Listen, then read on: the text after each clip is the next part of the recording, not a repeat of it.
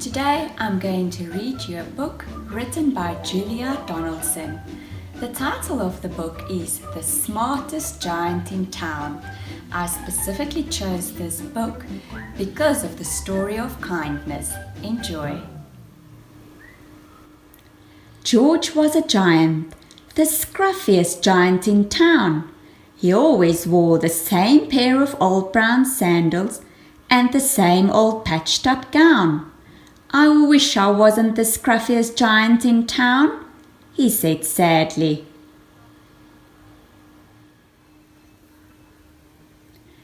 But one day, George noticed a new shop. It was full of smart clothes, so he bought a smart shirt, a smart pair of trousers, a smart belt, a smart stripy tie, some smart socks with diamonds up the sides, and a pair of smart shiny shoes. "Now I'm the smartest giant in town," he said proudly.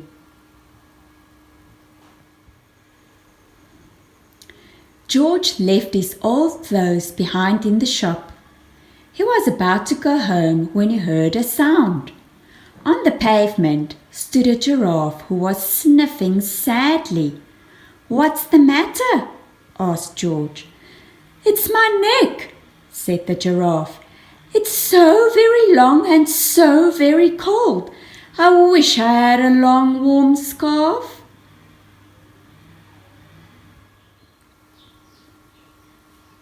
"Cheer up," said George, and he took off his stripy tie.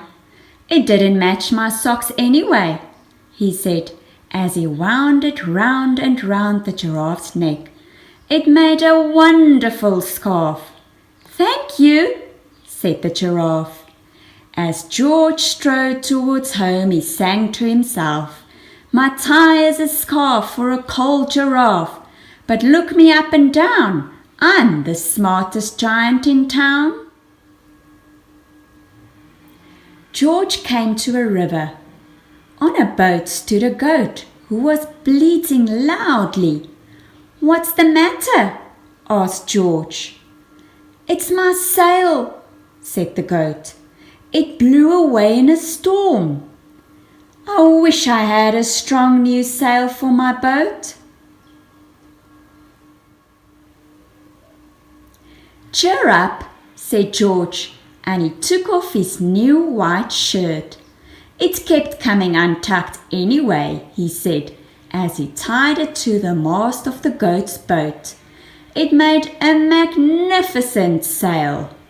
"Thank you," said the goat. George strode on, singing to himself, "My tie is a scarf for a cold giraffe.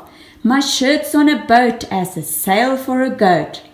But look me up and down, I'm the smartest giant in town."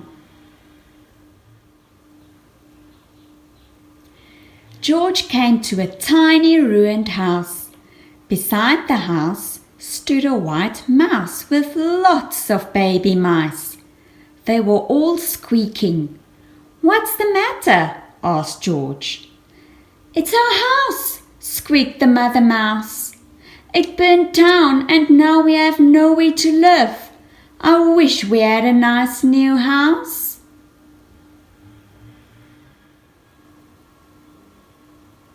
"Cheer up," said George, and he took off one of his shiny shoes.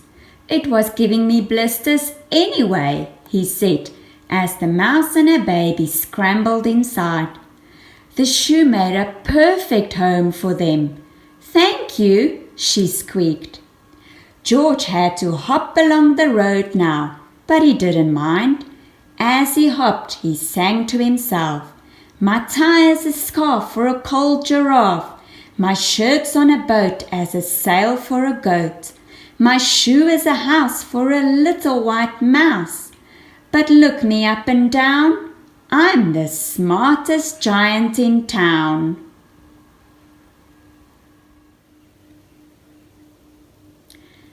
George came to a campsite. Beside a tent stood a fox who was crying. "What's the matter?" asked George. "It's my sleeping bag," said the fox. "I dropped it in a puddle. I wish I had a warm, dry sleeping bag."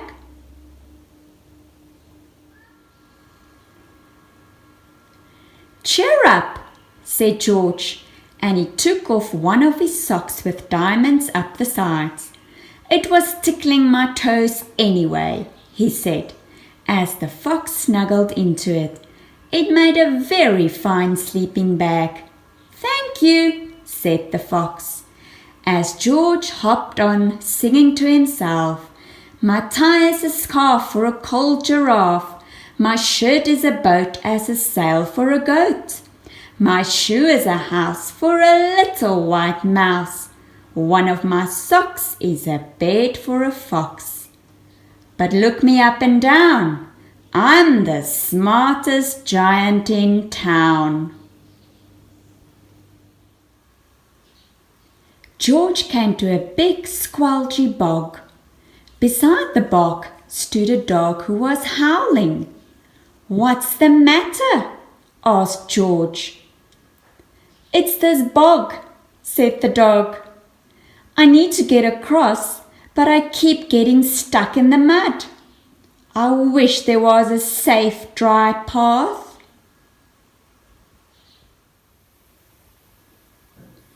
"Cheer up," said George, and he took off his smart new belt. "It was squashing my tummy anyway," he said, as he laid it down over the bog. "It made an excellent path." "Thank you," said the dog. The wind started to blow, but George didn't mind. He hopped on, singing to himself, "My tie is a scarf for a cold giraffe. My shirt's on a boat as a sail for a goat. My shoe is a house for a little white mouse. One of my socks is a bed for a fox. My belt helped a dog who was crossing a bog. But..."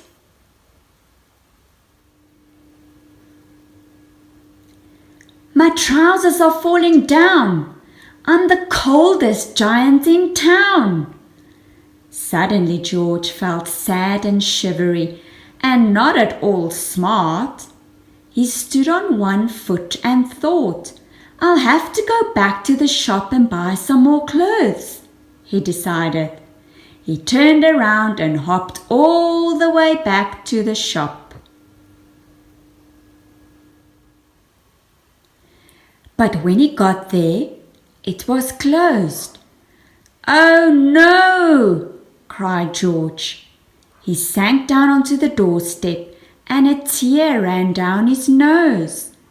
He felt as sad as all the animals he had met on his way home. Then, out of the corner of his eye, he saw a bag with something familiar poking out of the top. George took a closer look. "My gown!" he yelled. "My dear old gown and sandals!" George put them on. They felt wonderfully comfortable. "I'm the coziest giant in town," he cried, and he danced back home along the road. Outside his front door stood all the animals he had helped. They were carrying an enormous present. "Come on, George," they said. "Open it." George untied the ribbon. Inside was a beautiful gold paper crown and a card. "Look inside the card, George," said the animals. George put the crown on his head and opened the card. Inside it said, "Your tie is a scarf for a cold giraffe. Your shirt is on a boat as a sail for a goat. Your shoe is a house for a little white mouse. One of your socks is a bed for a fox. Your belt helped a dog who was crossing a bog. So here is a very fine crown to go with the sandals and gown of the kindest giant in town."